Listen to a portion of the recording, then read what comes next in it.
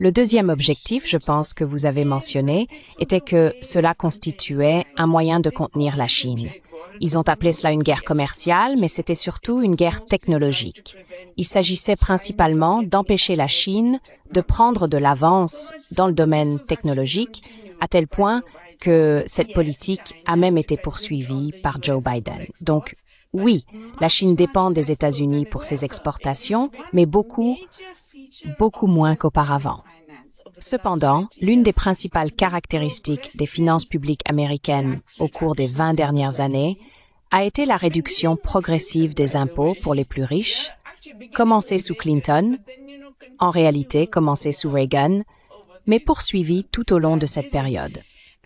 Et cela a entraîné une capacité considérablement réduite à financer les dépenses de base.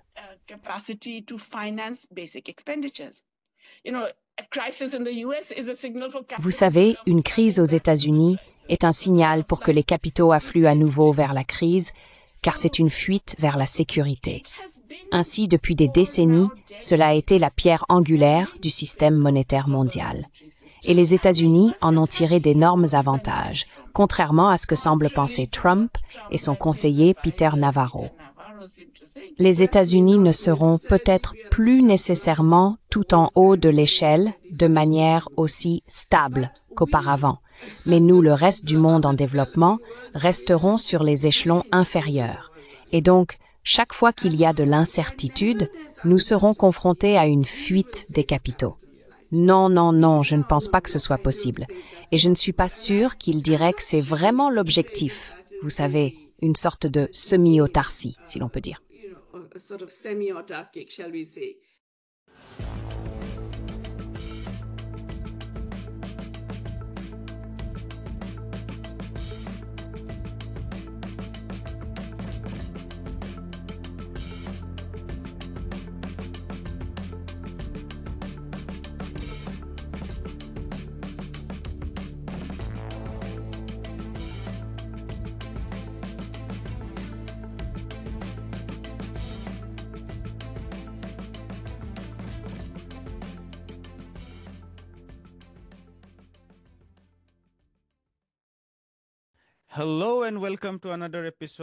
Bonjour et bienvenue dans un nouvel épisode de India and Global Left.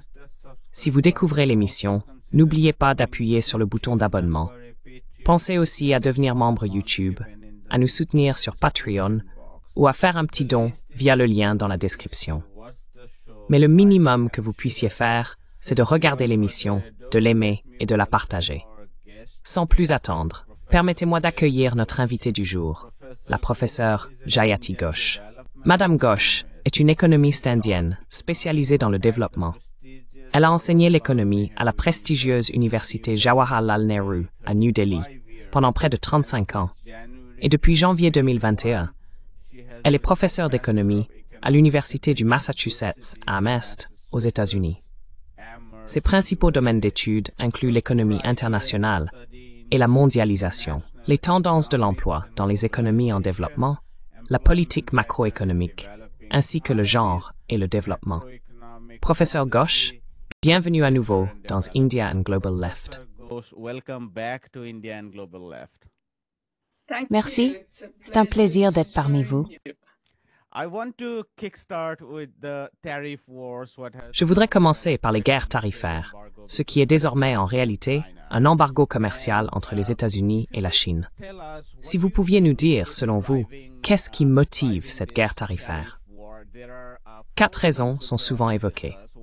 La première est de relocaliser les emplois industriels aux États-Unis. La deuxième, qui est très claire, consiste à utiliser l'embargo commercial et les tarifs comme un outil pour contenir la Chine. Troisièmement, on dit aussi que c'est une mesure pour récupérer désespérément des recettes fiscales indirectes, étant donné la situation tendue du Trésor. Et enfin, ce que nous aborderons plus en détail, il s'agit vraiment de forcer le reste du monde, y compris le Sud global, à accepter des accords commerciaux inéquitables, étant donné que le dynamisme de l'économie américaine a disparu. Selon vous, qu'est-ce qui motive tout cela?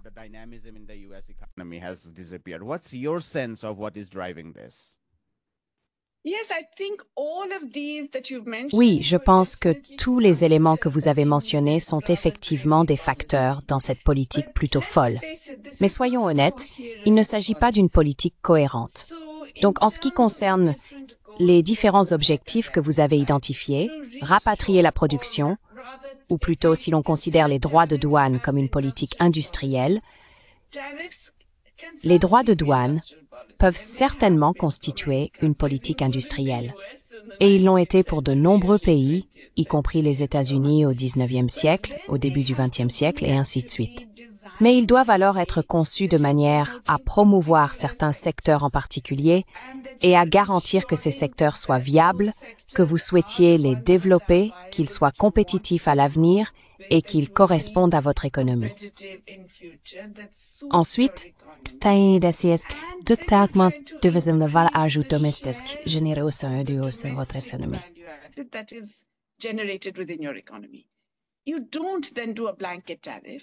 On n'impose donc pas un tarif douanier généralisé et on ne le fait certainement pas avec cette formule absurde qui aurait apparemment été élaborée par Peter Navarro et qui n'a aucun rapport avec une politique industrielle. Elle n'a d'ailleurs aucun lien avec l'idée de réciprocité. Vous savez, on les appelait des tarifs réciproques, mais des pays qui imposaient des droits de douane assez élevés aux États-Unis, comme le Brésil, s'en sont plutôt bien sortis. Des pays qui appliquaient des droits de douane très faibles contre les États-Unis, comme le Vietnam, se sont vus infliger certains des tarifs les plus élevés. En réalité, c'était donc une politique industrielle très mal conçue, ce qui suggère clairement que ce n'était pas un objectif majeur. Du moins, on y aurait réfléchi un peu plus si cela avait été un objectif majeur, malgré les discours. Le deuxième objectif que vous avez mentionné, je crois, était que constituait un moyen de contenir Chine.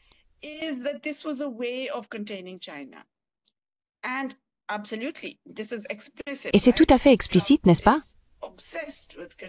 Trump est obsédé par le fait de contenir la Chine, et cela faisait vraiment partie de la première présidence Trump. Lors de son premier mandat, il a effectivement pris des mesures pour contenir la Chine. Et soyons honnêtes, c'était une stratégie plus intelligente dans la manière dont il l'a menée, parce qu'on a parlé de guerre commerciale, mais c'était surtout une guerre technologique. Il s'agissait principalement d'empêcher la Chine de prendre de l'avance dans le domaine technologique, à tel point que cette politique a été poursuivie par Joe Biden. Biden n'a modifié aucune des politiques initiales de Trump vis-à-vis de la Chine. Il les a même accentuées. Il a aggravé la situation avec le CHIPS Act et diverses autres mesures, ainsi que les restrictions sur Huawei et tout cela. Donc, la politique de confinement de la Chine nécessite une stratégie géopolitique plus large. Il ne suffit pas de dire « je vais t'attaquer avec des droits de douane élevés », car nos économies sont étroitement liées.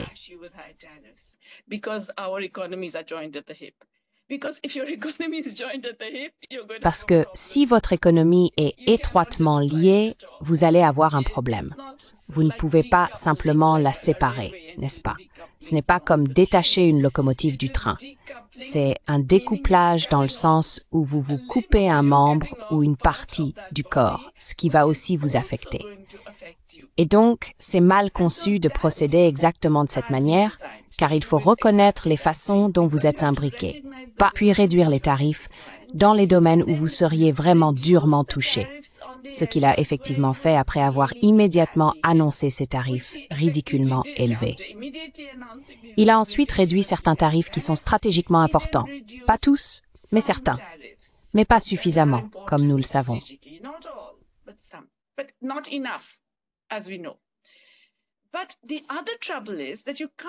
Mais l'autre problème, c'est que vous ne pouvez pas simplement isoler la Chine si, en même temps, vous vous attaquez à tous les autres pays du monde.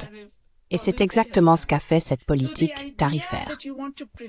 Donc, si l'idée est d'empêcher la montée en puissance de la Chine, il vous faut des alliés. Vous ne pourrez pas gérer ou réduire la capacité de la Chine à progresser ou à dépasser les États-Unis tout seul. Il vous faudrait des alliés, et vous avez fait exactement le contraire. Vous avez aliéné ou antagonisé tous les autres pays. En fait, vous n'avez maintenant plus d'amis. Vous avez surtout des ennemis ou des gens très en colère contre vous ou d'anciens alliés qui ne veulent plus rien avoir à faire avec vous, etc. Donc, cela non plus n'était pas une stratégie très bien pensée, à mon avis.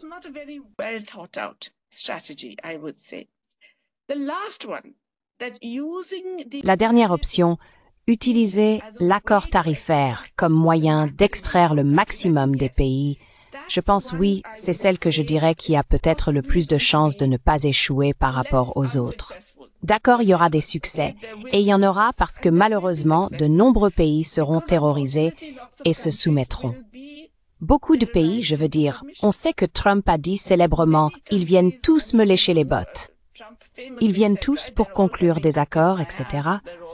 On ne sait pas à quel point c'est vrai, car il a tendance à beaucoup exagérer, mais on sait que des pays comme le Sri Lanka, qui traverse une crise de la dette, et dont je crois 40% des exportations vont vers les États-Unis, et le Vietnam, qui dépend énormément des États-Unis comme marché pour ses produits, sont concernés.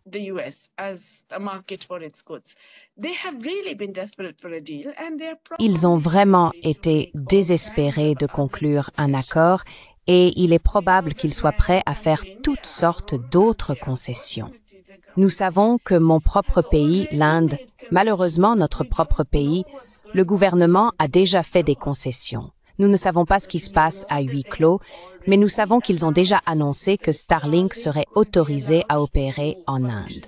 Ils ont forcé la main aux deux principaux opérateurs télécoms qui s'opposaient farouchement à l'arrivée de Starlink pour qu'ils s'associent également avec Starlink. Et ils viennent tout juste d'annoncer aujourd'hui que Starlink a aussi reçu l'autorisation réglementaire.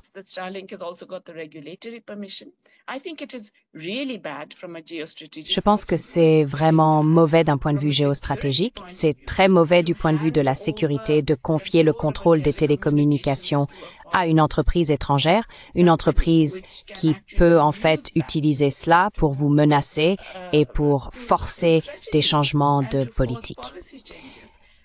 Mais c'est ce qui se passe. Nous soupçonnons qu'il y aura d'importantes concessions et ces concessions ne seront pas nécessairement faites dans le domaine du commerce.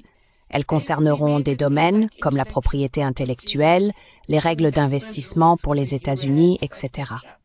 Donc, je crains que cette dernière partie, l'utilisation de cette mesure tarifaire très agressive, ne serve à extorquer des concessions de la part de pays plus faibles. Or, cela ne va pas du tout bénéficier à l'économie américaine comme Trump l'espérait, n'est-ce pas? Ça n'apporte rien à l'industrie manufacturière américaine.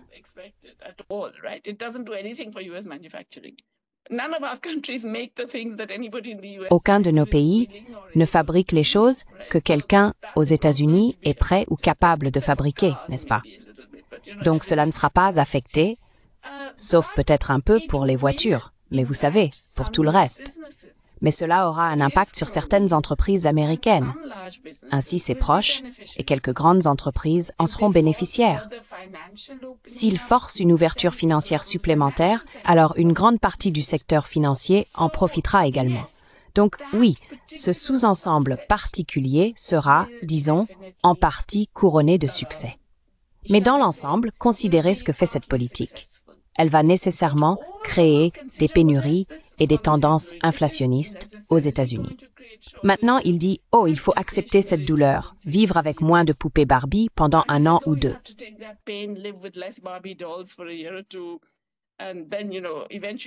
Et puis, vous savez, finalement, nous nous rétablirons et nous recommencerons à fabriquer ces choses nous-mêmes. Cela n'arrivera pas. Mais même s'ils y parviennent, parce que les chaînes d'approvisionnement sont aujourd'hui tellement complexes, on ne peut pas simplement reprendre là où on s'est arrêté. Vous savez, recréer le savoir-faire prend du temps. Ce n'est pas seulement qu'il existe des économies d'échelle statiques, elles sont dynamiques. On perd la capacité de fabriquer certaines choses et il faudra des années pour réapprendre à les produire. Donc, cela n'arrivera pas, même pendant son mandat, disons, pendant la période où il sera président. Mais même si cela arrive, cela n'emploiera pas plus de travailleurs. La plupart de ces activités seront hautement mécanisées, automatisées, utilisant l'IA, utilisant des robots. Cela n'amènera pas de plus en plus de personnes vers des emplois dans l'industrie manufacturière.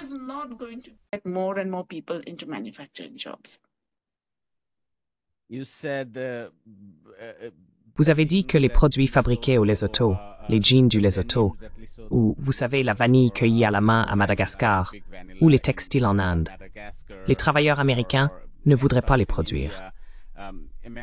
Même Ken Griffin, le patron de Citadel LLC, dit que oublions le Sud global. Même beaucoup de choses produites en Chine, les travailleurs américains ne voudraient pas les fabriquer.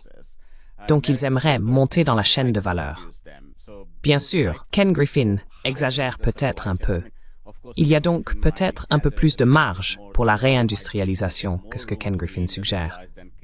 Mais il est certain que cette guerre contre le Sud global ne profiterait pas à la classe ouvrière américaine. Oui.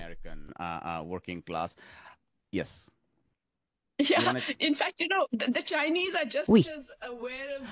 En fait, vous savez, les Chinois en sont tout aussi conscients que Ken Griffin. Il y a ces mèmes, je ne sais pas si vous les avez vus, qui circulent où les Chinois ont créé, je suppose, des images générées par IA de tous ces ouvriers américains obèses essayant désespérément de faire le genre de choses nécessaires pour, vous savez, assembler tous ces petits composants dans des téléphones portables et ainsi de suite. Donc oui, je veux dire, il est assez vrai que cela a peu de chances d'arriver.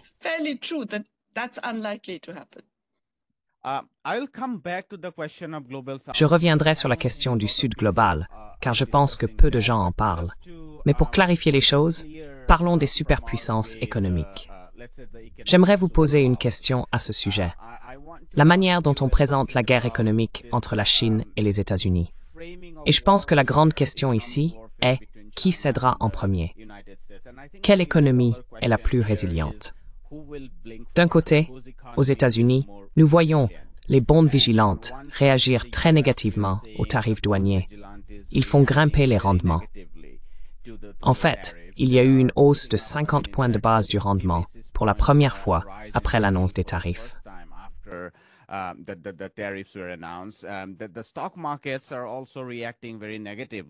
Les marchés boursiers réagissent également très négativement. Et le secteur technologique, qui alimentait la flambée des marchés et qui soutenait l'économie américaine, ainsi que beaucoup de leurs membres, qui sont des donateurs du camp Trump, ont vu des milliers de milliards de dollars partir en fumée. Et je ne pense pas qu'ils seront très généreux envers Trump avant longtemps. D'un autre côté, on entend aussi parler de pression déflationniste en Chine. Bien sûr, il existe différentes mesures pour contenir cela. Qu'en pensez-vous?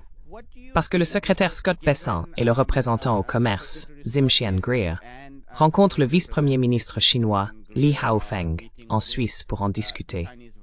Pensez-vous qu'ils finiront par trouver un compromis ou qu'un des deux camps finira par céder?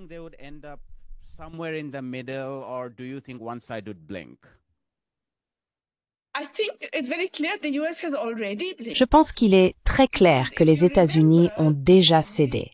Parce que, si vous vous souvenez, la pause qu'il a instaurée était en réponse à la chute massive du marché obligataire américain. C'est quelque chose qui, à mon avis, a vraiment suscité de l'inquiétude, voire de la panique, à la Maison-Blanche, mais aussi, vous savez, dans cette guerre en particulier, les États-Unis ne peuvent pas la gagner. Et la Chine le sait. D'accord, c'est un point vraiment crucial. Oui, la Chine dépend des États-Unis pour ses exportations, mais beaucoup moins qu'avant. Il y a 10 ans, cela représentait environ 26% de ses exportations. Aujourd'hui, c'est tombé à 13%.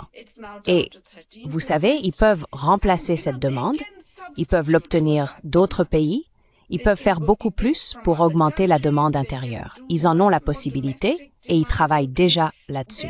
Ils y ont en fait déjà réfléchi.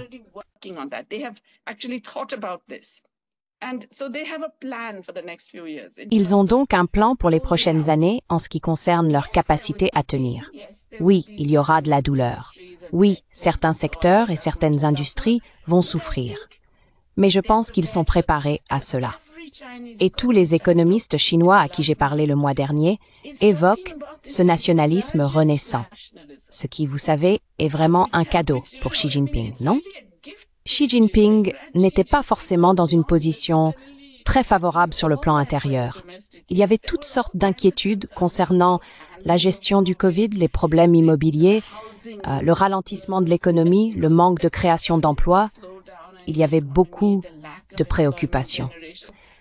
Maintenant, tout le monde s'est rassemblé parce qu'ils perçoivent cela comme une attaque. Ils voient cela comme les États-Unis essayant d'empêcher la Chine de croître, d'empêcher la Chine de se développer.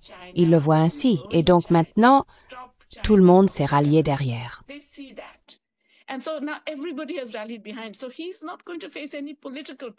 Donc il ne va pas rencontrer de problèmes politiques à cause des retombées économiques. En fait, il sera davantage respecté et valorisé dans le pays, plus il restera ferme. Il y a donc une dynamique politico-économique interne en Chine. Pour les États-Unis, c'est une toute autre histoire. D'abord, beaucoup de ces choses ne peuvent pas être fabriquées localement. Ils ne peuvent pas rapidement trouver d'autres sources d'approvisionnement.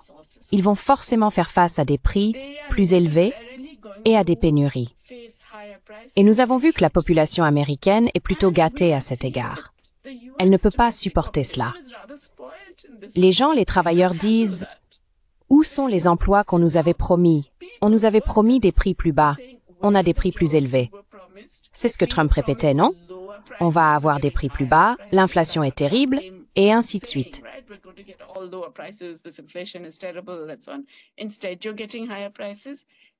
Au lieu de cela, vous faites face à une hausse des prix, vous ne bénéficiez pas de plus d'opportunités d'emploi, et il n'y a aucune réduction des fragilités et vulnérabilités de l'existence, que ce soit en matière de santé, etc., etc., tout cela. Et bien sûr, cela se produit bien avant que vous ne constatiez les destructions supplémentaires qui résulteront de ces importantes coupes dans l'emploi public, dans la protection sociale. Tout cela va se dérouler dans les prochains mois. Donc oui, la population va être très agitée et c'est un gouvernement qui devra répondre à cela parce qu'il y a, vous savez, des élections de mi-mandat. On est toujours dans un cycle électoral.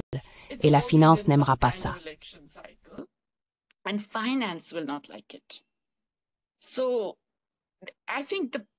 Donc, je pense que l'économie politique des États-Unis est telle qu'elle les rend beaucoup moins capables de résister à des guerres commerciales, disons, de moyen terme. Donc, bien sûr, Trump va dire, enfin, il l'a déjà dit, oui, eh bien, vous savez, je pense que 80% est un bon chiffre, je vais le ramener à 80%. Soyons honnêtes, même 80%, c'est prohibitif, non? C'est presque comme si on interdisait les importations de ce pays pour la plupart des biens. Et donc, je soupçonne que les États-Unis sont désespérés d'obtenir un accord. Et au fil des mois, ils deviendront de plus en plus désespérés. Et on finira par obtenir un accord qui sera bien plus proche de ce que la Chine souhaite et qui sera présenté comme une immense victoire pour l'administration américaine, parce que c'est comme ça qu'ils aiment le présenter, mais qui en réalité sera une victoire pour la Chine.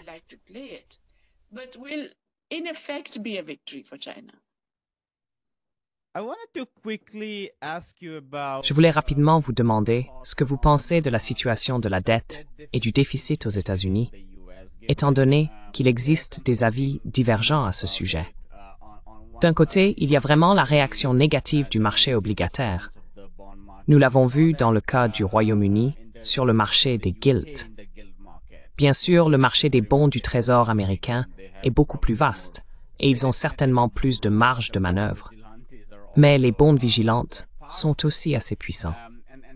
Et il y a ces discussions qui reviennent à chaque fois, disant que le Trésor est à court de liquidités. Bien sûr, nous savons comment tout cela s'est produit. Je veux dire, l'obsession pour l'équilibre budgétaire qui a commencé sous Clinton, puis Bush est arrivé et a fait exploser les dépenses militaires. Mais même l'utilisation accrue de la dette comme outil pour dire « n'augmentons pas les impôts, car si nous le faisons, alors nous dépenserons plus. »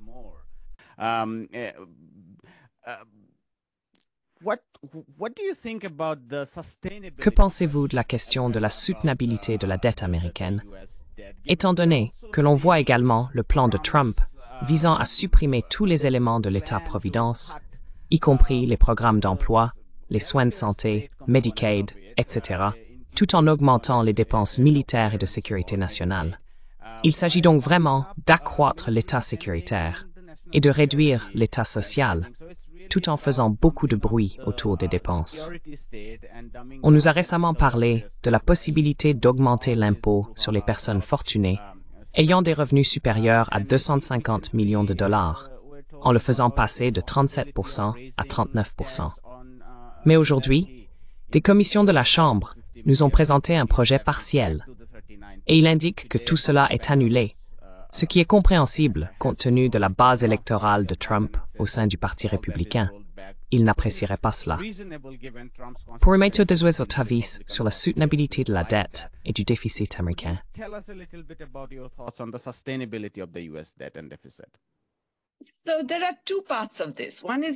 Il y a donc deux aspects à cela. L'un est interne, l'autre est externe. Sur le plan interne, vous savez, les États-Unis ont ce plafond de la dette qui est absurde. C'est absurde parce que c'est un chiffre absolu plutôt qu'un ratio par rapport au PIB ou à un autre indicateur. De toute façon, les plafonds de la dette ont très peu de validité économique, n'est-ce pas? Je veux dire, il y a des pays comme le Japon qui ont des ratios dette publique PIB proches de 300% depuis des décennies et ils s'en sortent très bien. Et il y a d'autres pays qui traversent une grave crise avec des ratios dette PIB de 50%. Il n'y a donc pas de chiffre magique à partir duquel les problèmes commencent. C'est quelque chose que nous devons reconnaître.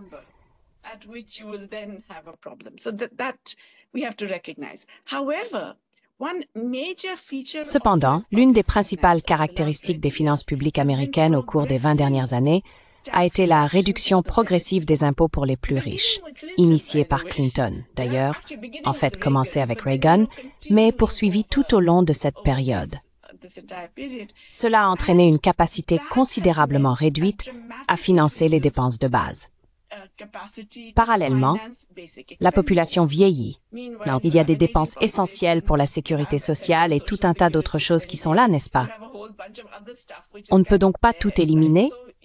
Ils ont essayé, ils ont tenté de les réduire. Mais l'incapacité à taxer les plus riches, et bien sûr cela s'est considérablement aggravé sous la première administration Trump, car il a ensuite fait passer cette, comment dire? Remaniement sur un impôt escroisse d'emploi. La loi sur les réductions d'impôts et l'emploi, oui, qu'il veut renouveler. Et c'est l'une de ses grandes promesses. Et je pense que ses soutiens capitalistes vont le pousser à tenir cette promesse. Il faut renouveler ces réductions d'impôts. On ne peut pas les laisser expirer, n'est-ce pas? Si vous les laissez expirer, vous abandonnez beaucoup de recettes fiscales. Vous espérez compenser cela avec les droits de douane, mais encore une fois, c'est contradictoire. Vous n'arriverez pas à compenser la totalité de ce montant avec les droits de douane. Impossible. D'accord? Et même si vous y parvenez, cette pression inflationniste va pousser les gens à consommer moins. Autrement dit, les droits de douane ne vont pas résoudre votre déficit.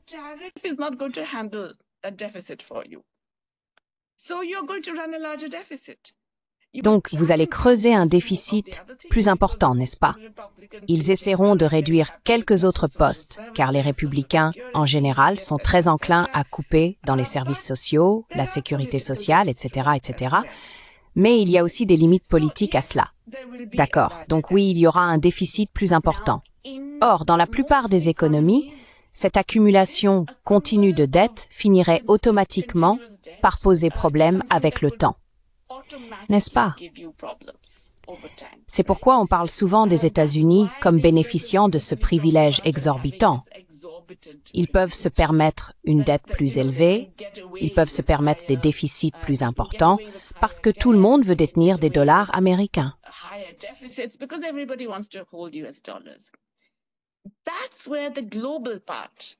C'est là que l'aspect mondial, l'angle international, devient si important. Parce que voyez-vous, le monde a changé depuis la victoire de Trump, et il a changé à cause de ses prédécesseurs, changé à cause de Joe Biden. Ce que Biden a vraiment fait, c'est amener de nombreux pays à réfléchir à plusieurs reprises avant de décider s'ils veulent vraiment détenir des réserves américaines, des réserves en dollars américains, de la même manière. Le dollar américain, et en particulier les bons du Trésor américain, ont été considérés comme la valeur refuge à l'échelle mondiale. Et soyons honnêtes, le capitalisme mondial a besoin d'un nouveau modèle. Il a besoin d'une valeur refuge. Il a besoin d'un endroit, d'une chose à laquelle tout le reste peut s'accrocher.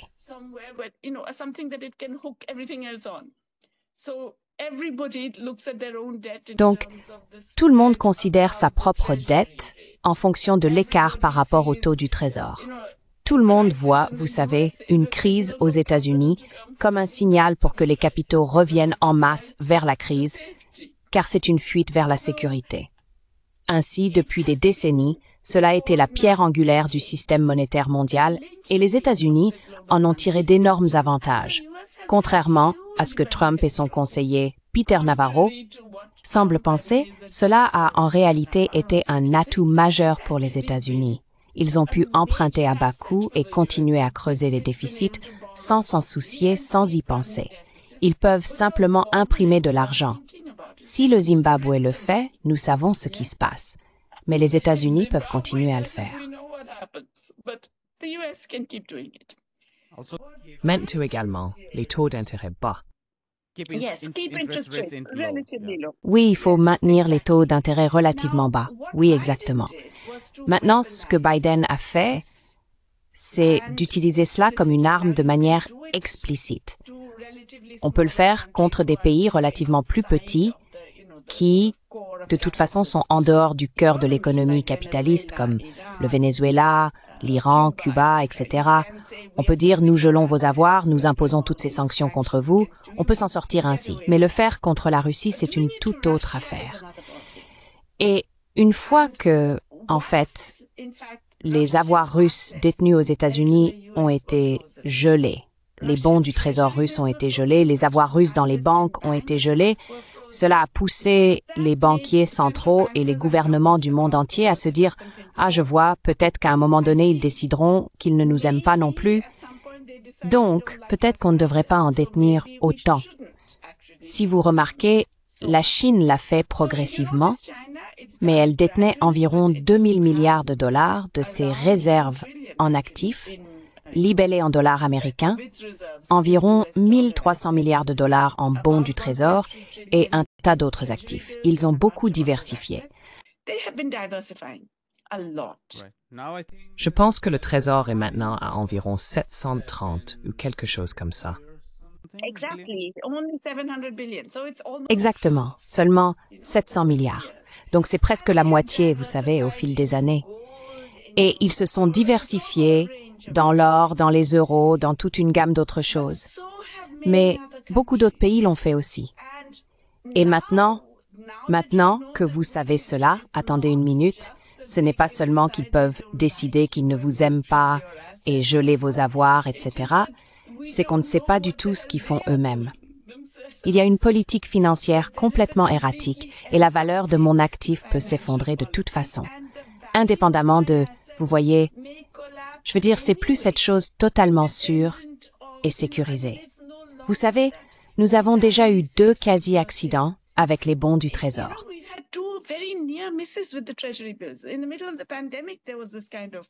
Au plus fort de la pandémie, il y a eu une sorte de panique et la Réserve fédérale américaine a dû inonder le marché à ce moment-là et racheter discrètement tous les bons du Trésor disponibles. Un phénomène similaire s'est produit récemment, n'est-ce pas, avec cette chute spectaculaire et la Fed est intervenue. Mais ce ne sont que des pansements. Ce que cela indique, ce sont ces problèmes périodiques qui surgissent, suggérant qu'il existe en réalité un problème plus profond. Maintenant, je ne dis pas que, par conséquent, demain, tout le monde va se débarrasser des dollars et passer à une autre devise. Non, ça ne fonctionne jamais comme ça. Regardez les périodes de déclin monétaire, n'est-ce pas? Regardez la période de l'entre-deux-guerres.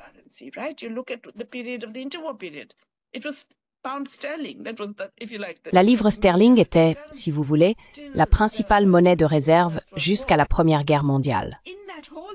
Pendant toute la période de l'entre-deux-guerres, il n'y avait pas de monnaie dominante évidente. Plusieurs devises étaient en lice. Cela aurait pu être le franc français, le mark allemand, la livre sterling anglaise ou le dollar américain. Il n'était pas du tout évident de savoir laquelle deviendrait la principale.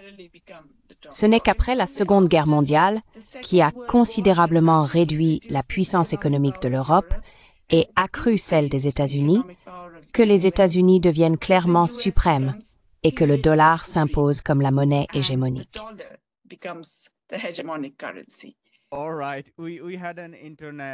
Très bien. Nous avons eu une coupure Internet. Je crois que nous étions en train de discuter de la nervosité sur le marché du trésor.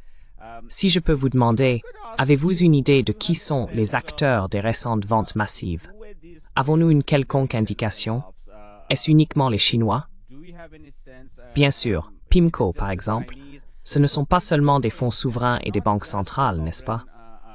Parce que même PIMCO, un acteur majeur sur le marché obligataire, a déclaré qu'il cherchait désormais des alternatives sur le marché obligataire européen et australien. L'Allemagne poursuit désormais sa trajectoire d'augmentation des dépenses militaires, ce qui signifie plus d'emprunts, et cela pourrait entraîner davantage de pression. Mais je me demandais aussi si vous pensez que même le Japon pourrait être nerveux à cause du cas russe que vous avez évoqué de manière très intéressante, étant donné qu'ils détiennent tellement plus de 1000 milliards de dollars.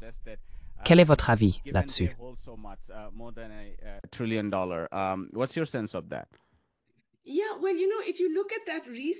Eh bien, vous savez, si vous regardez ce qui s'est passé récemment sur le marché des bons du Trésor, il y avait deux facteurs majeurs. Et ce n'était pas la Chine. C'est une erreur de blâmer la Chine.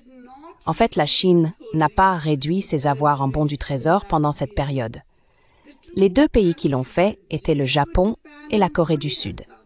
Mais ils réagissaient probablement à des inquiétudes concernant la valeur de leurs actifs, plutôt qu'à des manœuvres géopolitiques, si l'on peut dire. Ils disaient en réalité « Attendez une minute, nous ne voulons pas conserver cela dans une économie très instable, avec un gouvernement dont nous ne savons pas ce qu'il va faire ensuite. » Mais l'autre grand acteur dans cette affaire, c'était précisément les fonds spéculatifs. Et c'est parce que de nombreux fonds spéculatifs avaient en fait utilisé l'effet de levier.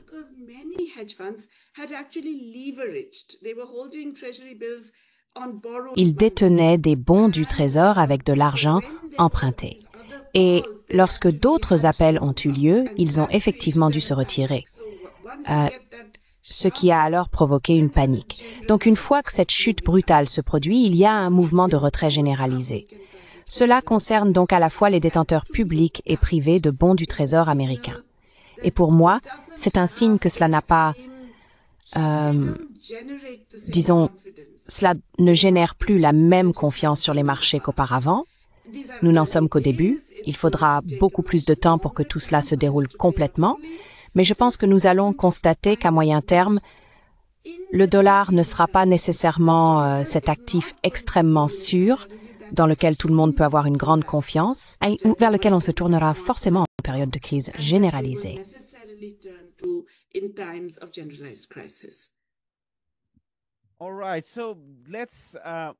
Très bien. Passons donc un peu au Sud global, car c'est un sujet que je tenais vraiment à aborder avec vous. Je pense que nous avons déjà posé de bonnes bases pour mieux comprendre cela. D'autant plus que ce n'est pas un sujet dont beaucoup de gens parlent. Vous en avez déjà dit un mot, mais parlez-nous davantage de l'impact de cette situation sur le Sud global. Il me semble que, dans l'une de vos interviews avec Democracy Now!, vous avez évoqué ce tarissement soudain des revenus en dollars pour les pays du Sud global, qui avaient déjà été contraints d'entrer dans cette économie dite mondialisée ou néolibérale, avec toutes ces promesses, non seulement d'afflux de capitaux et d'investissements florissants, mais aussi de revenus solides grâce à l'exportation. Et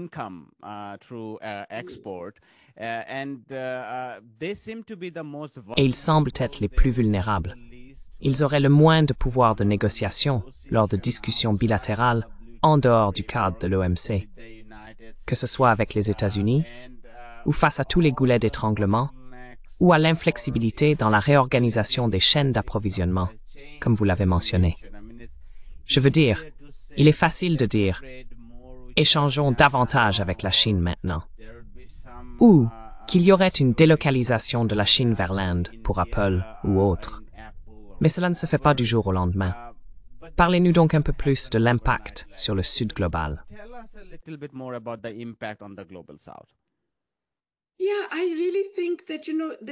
Oui, je pense vraiment que, vous savez, les grands perdants dans tout cela sont, oui, les travailleurs américains, mais surtout les pays du Sud global.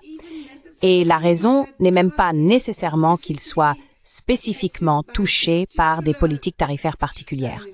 En d'autres termes, même les pays qui n'ont pas subi d'énormes droits de douane, qui n'ont pas eu à faire face à une taxe de 45% et ainsi de suite, même ceux qui n'ont que 10% vont être gravement affectés. Et il y a deux raisons à cela. La première, c'est l'incertitude mondiale. Nous sommes maintenant dans une phase où personne ne sait ce qui va se passer ensuite. Les droits de douane seront-ils maintenus? Vont-ils baisser? De combien vont-ils baisser?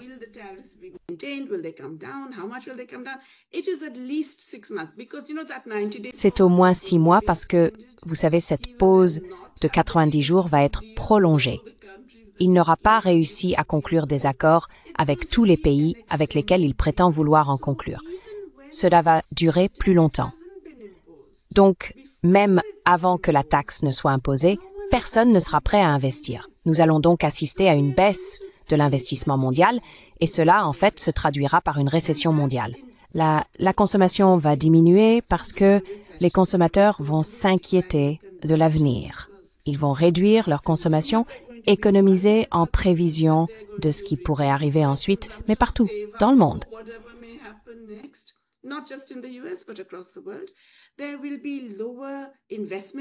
Il y aura moins d'investissements, non seulement aux États-Unis, mais dans tous les pays du monde. Et cela signifie bien sûr moins d'exportation, moins de production, moins de création d'emplois, tout ce que vous voulez, n'est-ce pas? Donc même s'il ne s'agit pas d'une véritable récession, il y aura des ralentissements certains, et ce sont les pays en développement qui en souffriront le plus. C'est donc le premier point important. Qu'ils soient ou non directement touchés par les droits de douane, ils seront durement frappés par le ralentissement général et la récession potentielle de l'économie mondiale. Le second point, c'est que la plupart de ces pays en développement se trouvent plus bas, tout en bas de la hiérarchie monétaire. Ils sont toujours les plus durement touchés par l'incertitude.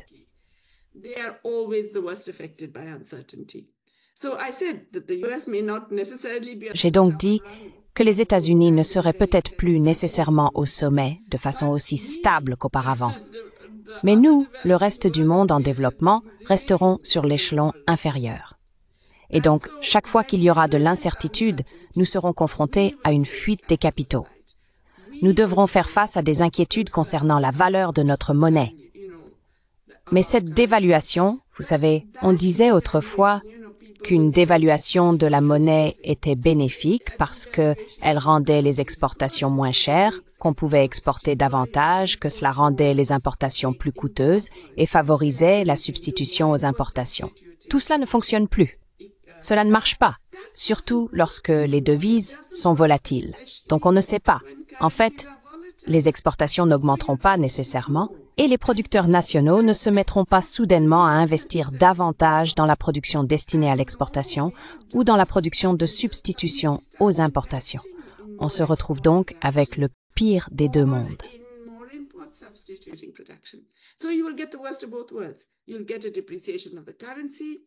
Vous allez assister à une dépréciation de la monnaie. Vous aurez moins accès aux devises étrangères dont vous avez désespérément besoin pour accomplir toutes vos activités. Si vous êtes déjà un pays en situation de surendettement, c'est catastrophique, car vous devez rembourser en dollars ou en devises fortes auxquelles vous n'avez pas accès ou dont vous disposez désormais en moindre quantité. Et de nombreuses façons, vous allez donc faire face à une contrainte budgétaire beaucoup plus stricte. Il est vrai qu'avec le temps, peut-être que les pays en développement, les BRICS par exemple et d'autres, vont trouver de nouveaux moyens de gérer cette situation.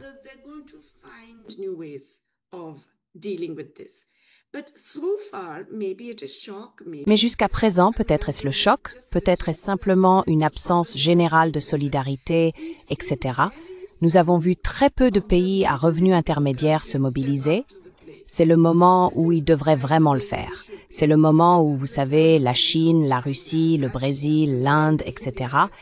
devraient véritablement prendre des initiatives pour diversifier le commerce, importer et exporter davantage entre eux, accorder des crédits commerciaux, effectuer des échanges de devises, toutes ces mesures pour remplacer cette dépendance envers les États-Unis dans laquelle beaucoup de ces pays sont profondément ancrés. En Inde, nous constatons que c'est l'inverse.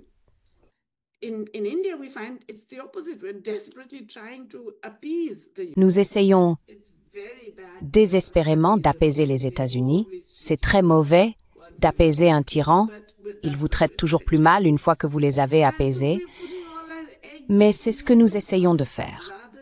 Et donc, nous mettons tous nos œufs dans le panier américain, au lieu de dire, eh bien, réfléchissons à toutes les différentes manières dont nous pourrions, à moyen terme, développer une façon de faire plus forte, plus diversifiée, plus durable. Donc oui, je pense que les prochaines années vont être extrêmement traumatisantes pour une grande partie du monde en développement, à moins que nous n'ayons des gouvernements beaucoup plus perspicaces et visionnaires capables de trouver des moyens de tirer parti de cette situation.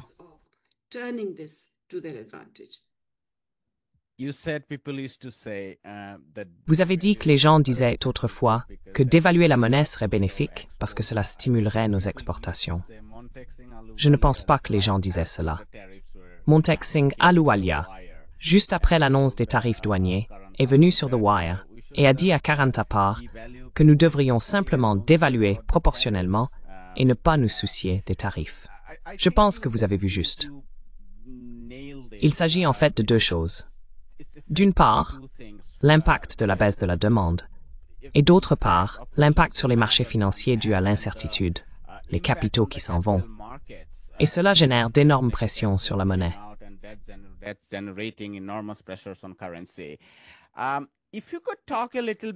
Si vous pouviez parler un peu de l'agriculture, et je pose cette question parce que les droits de douane, du moins la partie la plus justifiée du protectionnisme, concernaient principalement l'agriculture. C'est tout à fait vrai, même pour la Chine, dont les droits de douane sur les produits industriels avaient considérablement baissé. Ils avaient commencé à baisser depuis les années 90, mais après 2001, ils ont vraiment chuté de façon spectaculaire. Mais en Inde et en Afrique, par exemple, où l'on observe des droits de douane relativement plus élevés, l'agriculture en est un élément majeur. Et si les États-Unis essayent d'utiliser leur puissance pour ouvrir ces secteurs vulnérables, je m'inquiète vraiment de l'impact sur l'agriculture. Qu'en pensez-vous?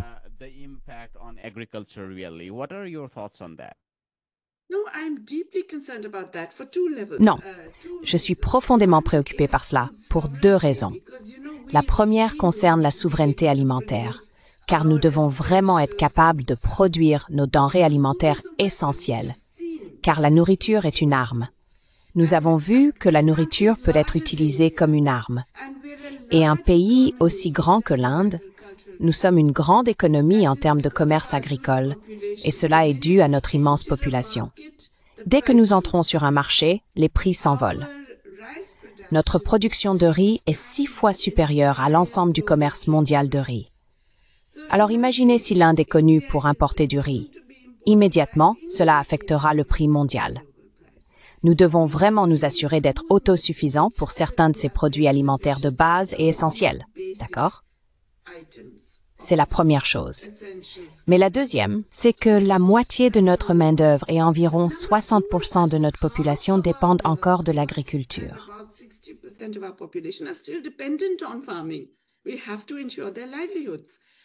Nous devons garantir leurs moyens de subsistance. Il ne s'agit donc pas seulement de souveraineté alimentaire ou de sécurité alimentaire.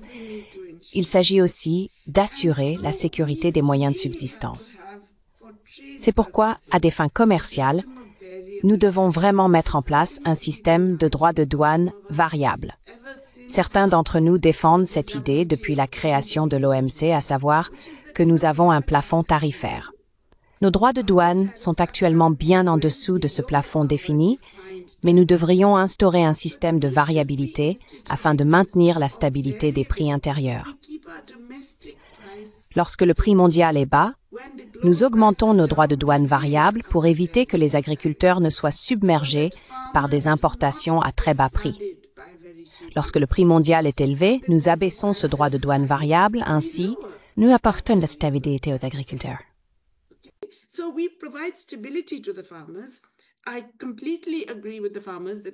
Je suis tout à fait d'accord avec les agriculteurs sur le fait que nous devons avoir des prix de soutien qui leur garantissent réellement un revenu minimum viable, et cela signifie qu'il faut un système public d'achat et de distribution très solide, ce qui va à l'encontre des règles de l'OMC. Les États-Unis nous poursuivent à ce sujet. Nous avons réussi à obtenir une clause de paix d'une manière ou d'une autre. Mais d'une certaine façon, c'est une bonne chose que l'OMC soit pratiquement morte, car elle ne peut plus être utilisée contre nous de la même manière. Je veux dire, ce système de règlement des différends est pratiquement terminé pour toutes les fins pratiques. Nous devrions donc gérer le commerce de manière à protéger nos agriculteurs, à garantir notre souveraineté et notre sécurité alimentaire, mais aussi à permettre des pratiques agricoles plus durables.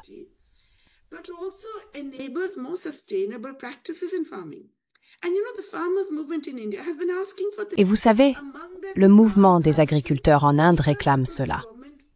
Parmi leurs revendications, ils disent « Donnez-nous des prix de soutien pour les cultures écologiques, pour les récoltes souhaitables, pour les systèmes de culture associés qui seront plus adaptés au changement climatique et aux différents régimes de précipitation.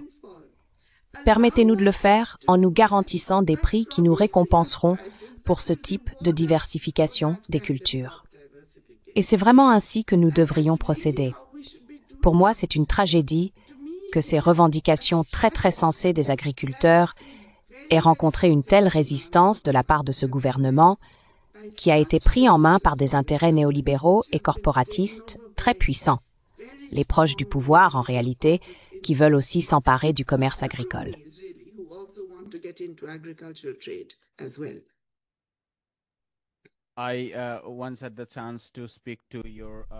J'ai eu l'occasion de parler avec votre collègue Isabella Weber à propos de son article sur l'inflation et sur la façon dont l'industrie du transport maritime augmente essentiellement les prix.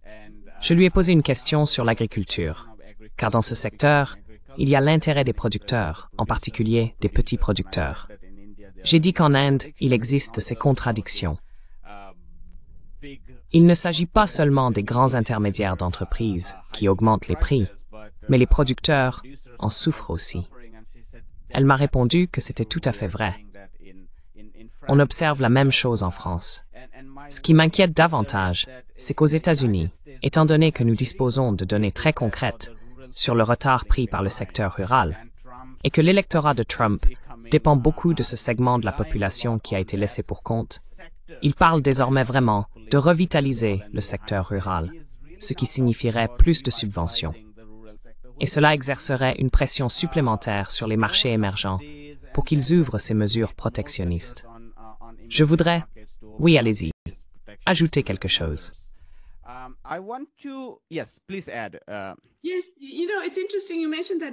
Oui, vous savez, c'est intéressant que vous mentionniez cela parce que Isabella et moi travaillons justement ensemble sur une étude concernant les stocks tampons.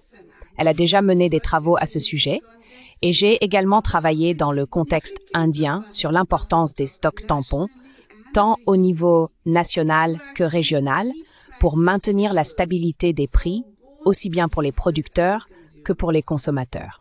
C'est une mesure à laquelle les entreprises privées, les grandes multinationales, les agro-industries qui contrôlent en réalité les prix mondiaux, s'opposent fortement. Mais c'est l'une des mesures les plus importantes à envisager, non seulement par le G20, mais aussi par l'Union africaine et de nombreux autres acteurs.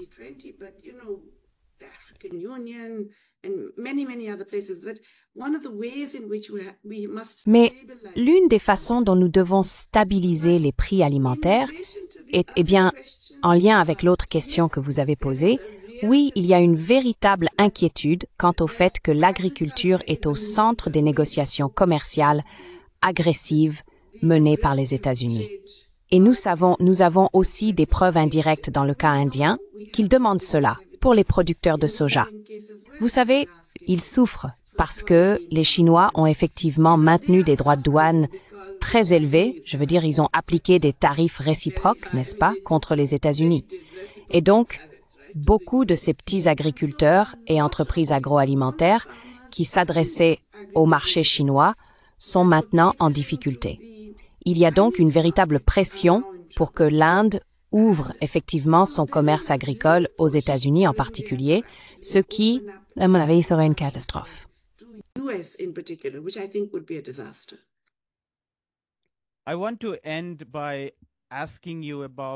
Je voudrais conclure en vous posant une question plus large sur l'ordre mondial lui-même, étant donné qu'il est, à bien des égards, en crise, non seulement en ce qui concerne le commerce, mais aussi l'architecture financière, dont nous savons qu'elle est complètement insoutenable.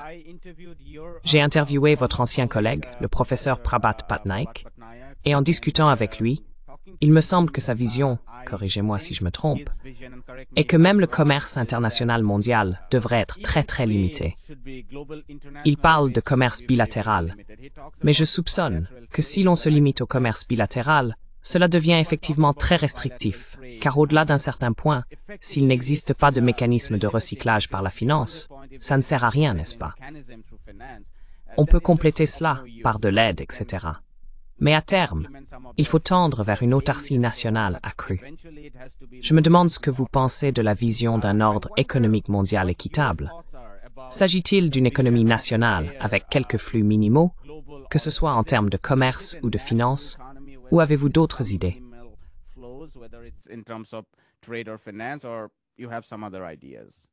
Non, je ne pense pas que ce soit possible. Et je ne suis pas sûre qu'il dirait que c'est vraiment l'objectif, vous savez, une sorte d'économie semi-autarcique, disons. Non. Je pense que, regardez, les exportations sont souhaitables, mais elles le sont parce qu'elles vous permettent d'importer. Donc l'idée selon laquelle il faut générer des excédents à l'exportation et une croissance tirée par les exportations, je pense que c'est une erreur.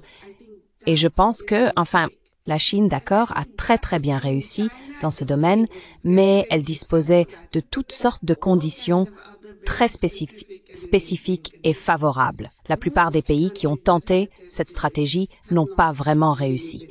Donc, je ne suis pas partisan de la croissance tirée par les exportations comme stratégie de développement, mais je pense que les pays doivent bien sûr participer au commerce et que le commerce joue un rôle positif lorsqu'il est bien géré.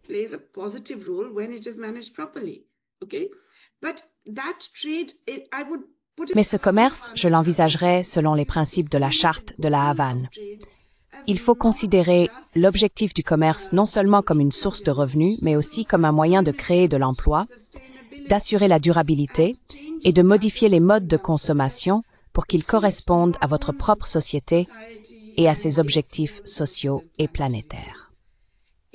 Dans le contexte mondial actuel, en particulier face aux catastrophes écologiques auxquelles nous sommes confrontés et à la catastrophe planétaire qui nous menace tous, il est d'autant plus important de veiller à ce que le commerce n'aggrave pas activement nos préoccupations environnementales et planétaires, ce qui est le cas actuellement. Il les alimente même et les aggrave.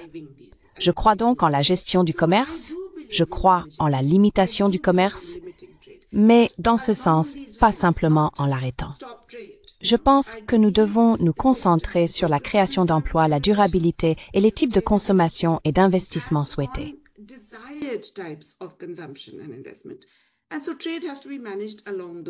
Le commerce doit donc être géré dans cette optique, ce qui signifie, oui, certaines formes de protection pour des industries naissantes spécifiques, pour des industries stratégiques particulières, pour la sécurité des moyens de subsistance, pour la sécurité alimentaire, mais sinon oui, il faut une ouverture au commerce et certaines formes de promotion des exportations, car les deux ne sont pas incompatibles.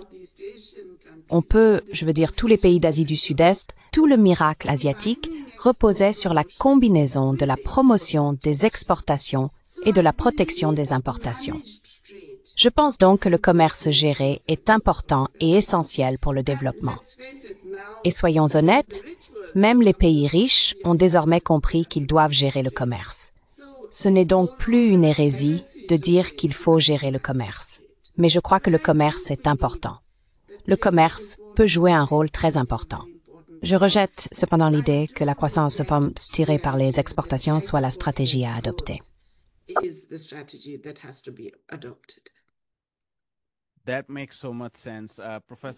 Cela a tellement de sens. Le professeur Kenneth Pomeranz, qui a écrit le livre The Great Divergence, où il a analysé la divergence entre l'Occident et l'Orient, a dit que si la Chine, par exemple, avait poursuivi une croissance tirée par les exportations au XVIIIe siècle, basée sur le textile de coton, le monde entier aurait dû être vêtu 7 ou 8 fois. L'idée principale, c'est que tout le monde ne peut pas compter sur une croissance tirée par les exportations. Un pays, à un moment particulier de l'histoire, peut s'approprier une part plus importante de ce marché, et la Chine a été remarquablement performante dans ce domaine à partir des années 1980 et 1990. Mais je ne pense pas que ça puisse être une solution globale, car nous consommerions, je ne sais pas, 20 fois plus de voitures et 20 fois plus d'ordinateurs portables, etc. Ce qui est écologiquement insoutenable. Professeur Ghosh, merci infiniment pour cela. Ce fut un immense privilège pour moi de vous poser ces questions et d'obtenir plus de clarté. Je suis absolument certain que nos téléspectateurs apprécieront. Merci beaucoup. Merci beaucoup. Bonjour, je m'appelle Ayushman. Avec Jyotishman, nous avons lancé cette plateforme. Depuis 2 ans, nous essayons de créer du contenu pour les forces de gauche et progressistes. Jusqu'à présent, nous avons interviewé des économistes, des historiens, des commentateurs politiques et des militants. Si vous avez apprécié notre contenu jusqu'à présent et souhaitez que nous construisions une archive pour la gauche, j'ai 2 demandes à vous faire. Merci d'envisager de faire un don à cette cause. Le lien se trouve dans la description ci-dessus. Si vous ne pouvez pas le faire, ne soyez pas triste. Vous pouvez toujours aimer nos vidéos et les partager avec vos camarades. Enfin, n'oubliez pas d'appuyer sur le bouton d'abonnement. Don't forget to hit the subscribe button.